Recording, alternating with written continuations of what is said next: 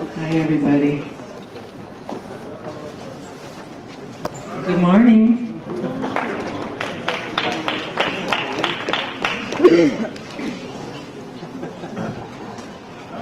When tech support is ready, we'll launch.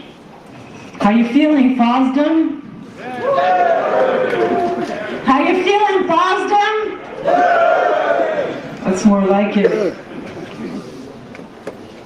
Well, I'll just start because there's a couple things I wanted to say. Obviously, it's kind of strange to be launching the lightning talks with a woman, so that's kind of cool. Thank you, FOSDEM. Also, I have to say I'm not here to give a technical talk per se, but maybe you know that. And it's to kind of ease you all into the day. But I will nonetheless try to share with you a bit my geek cred. I come from a strong genetic pool of female coders. I'm not a coder myself, but as my lovely husband knows, my mom is probably, I think she remains the only person I know who is running Linux on her iPhone. How you like that? It's good, right? So today I'm going to talk to you about my vision, which is actually that girl coders are going to save the world.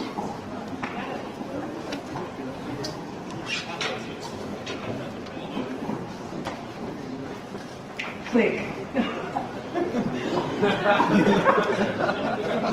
So that's 9 months of preparation and reduced to click.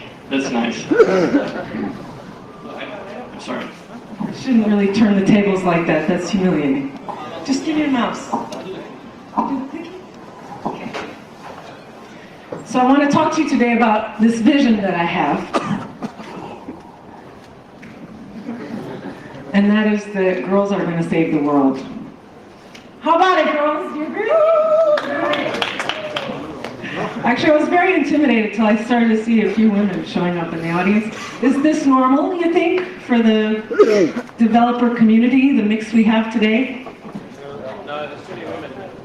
There's too many women here. You're not going to see any porn in my presentation, just for the record, okay? Unless, except, well, girls need, we need to get girls saving the world because it's urgent. Let's face it, the world is going to hell in a handbasket. And even top scientists who normally don't say anything about this kind of thing are worried. I think there's a problem with my slides. That's all right. One before. Nice one. Maybe I should do it, yeah. This role reversal. I don't know if you guys know about, there was a report that came out in 1972 called The Limits of Growth. Do any of you know about this? Club of Rome? Yes. Club of Rome fans? Anyone? Whoa, yeah. 1972, they assessed the situation in the world and said, indeed, we can't have endless use of resources, endless growth of population. There are limits to growth. But especially now in times of financial crisis, what do you hear politicians always talking about? Growth at all costs. But it's not possible anymore. There are only some areas that we can actually grow indefinitely. Those are empathy, compassion, wisdom, all these beautiful things. And actually, where that's concerned, women, surprise, have a profound, positive, and big contribution to make. Economically, if you still have to justify things economically, this is all research that has been done. Socially, morally, basically, evidence shows that with equal access to education, training, and means, women can raise the living standards of their families and inject new life into the local economy, etc., etc., etc. Do you all agree with me that it would be nice to see more women in this community, for example? Do I hear the men? Men, do you agree? Yes. Why is that? Oh, because you want to pick up women. Okay, I see.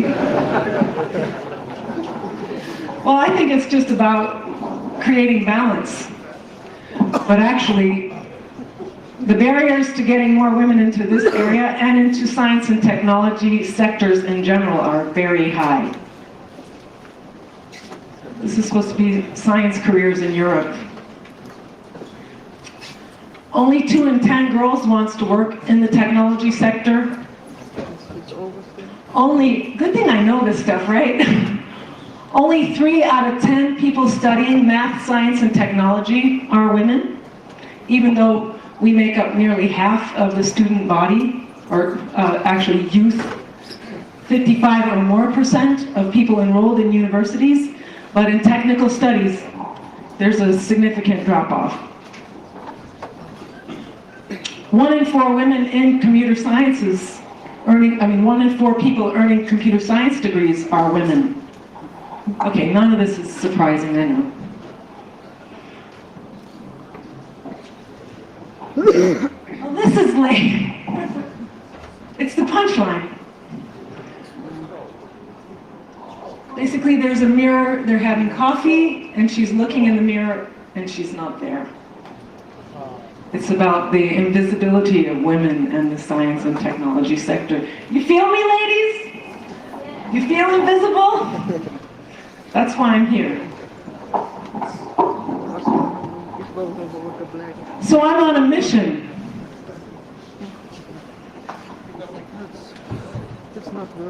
How do we solve the problem?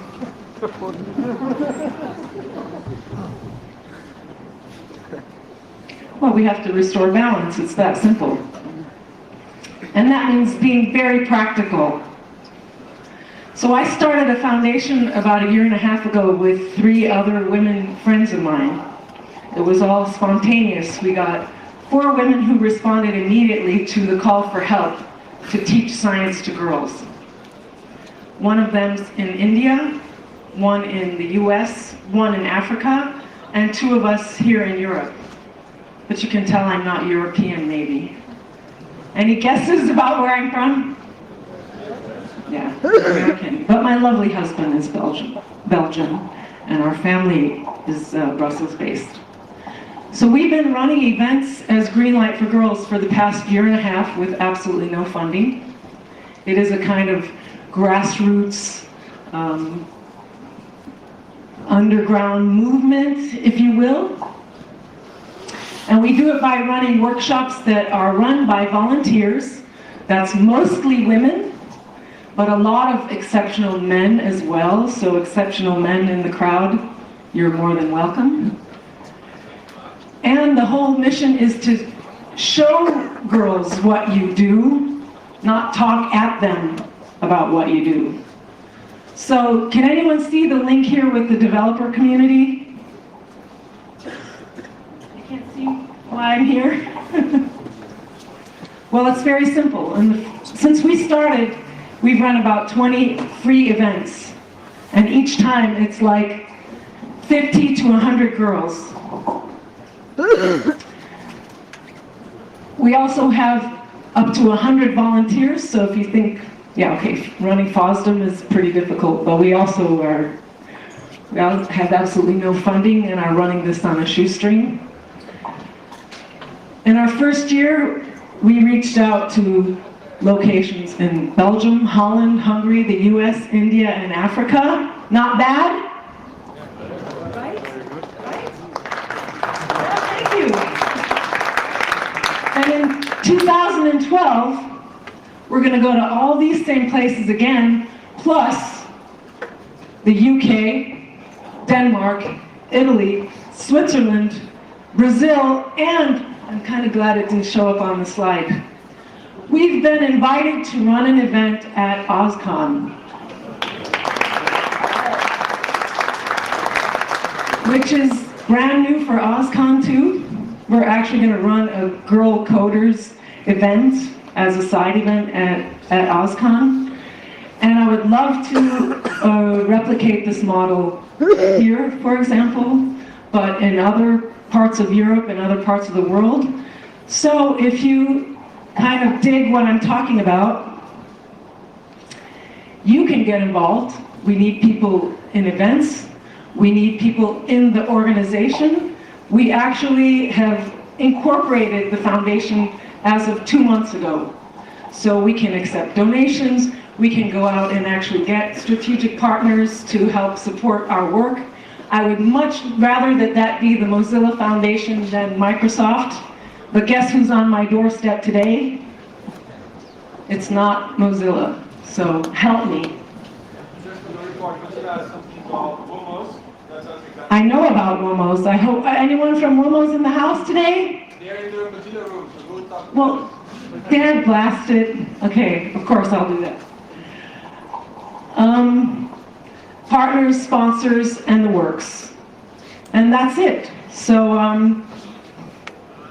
help me to realize this vision, even if you don't agree with it, of girl coders saving the world. At least we need to give them a hand, and I really need your help in order to make that happen. Thanks a lot.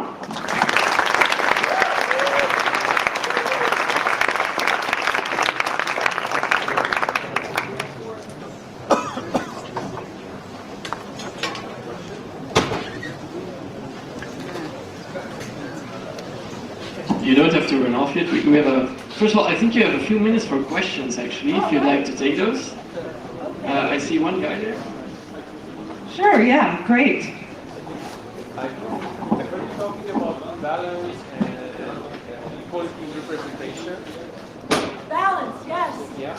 And how about emphasis on if a girl wants to get into technology, not make it any more difficult than it is for anyone else?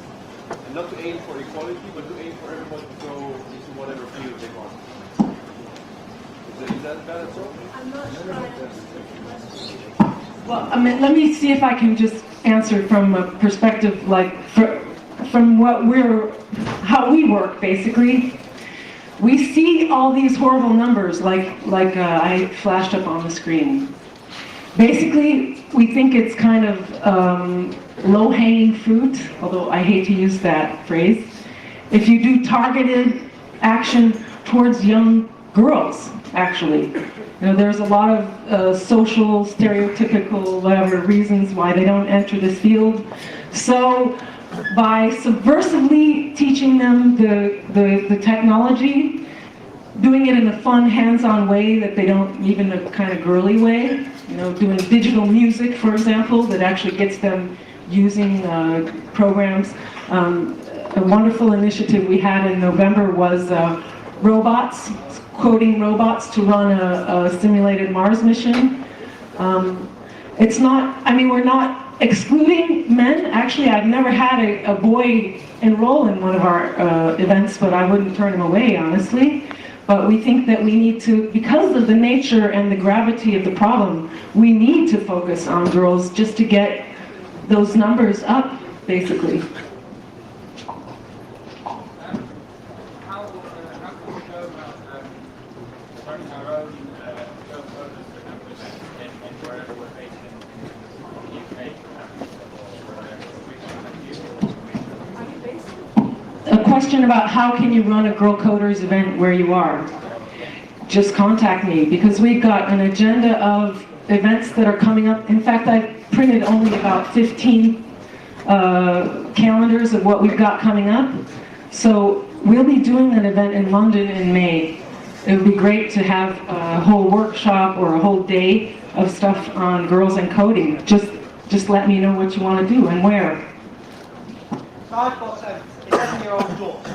She's good at electronics, she's good at computing, she does well at school, she has women teachers. But her biggest barrier is the rest of the 11-year-old girls. She's accused of being a geek because she's good at science. What? Yeah, for an 11-year-old daughter, that's quite a barrier. What is, do you think, is the best way of tackling that barrier? Because if you lose them at 11, you've lost them for good.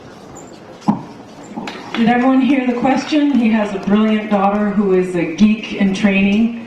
And her biggest pressure is from the peer group of 11-year-old girls that she hangs out with. And it's not a new phenomenon, which is why we try to tackle this age group specifically from 11 to 15 and bring her in with her peers. So we target the whole gang of them, try to teach them that being a geek is cool, that liking science is fun, that it's actually not about science and technology, but it's really about knowledge. It's about not closing doors. It's about acknowledging your capabilities and cultivating them and gaining self-confidence from that. So we try to tackle her and the rest of her group. And in fact, I'm involved in a European Commission campaign that is promoting science to girls of just that age group. And part of it is about making geekiness cool so that she has less pressure from her peer group to just be who she is. I think it's time for me to hand over the microphone.